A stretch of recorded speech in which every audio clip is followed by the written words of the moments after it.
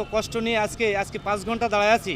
ভোর 5টা থেকে এই পর্যন্ত দাঁড়ায় আছি তেলের অপেক্ষায়। গাড়ি নিয়ে আসছি, গাড়ি ঠেলে নিয়ে আসতে হয়েছে অন্তত 15-20 কিলোমিটার পথ। আমরা এত সুন্দর একটা সরকার পেয়েছি 1971 সালের পরে একটা সরকার এইছে। আমরা তেলের দাবিতে আমরা গাড়ি চালাইতে পারছি না। সাধারণ জনগণ, সাধারণ মানুষ তারা হাসপাতালে যেতে পারছে না, মা বোন কষ্ট পাচ্ছে, রাস্তাঘাটে জ্যাম, মানে গাড়ির এত চাপ।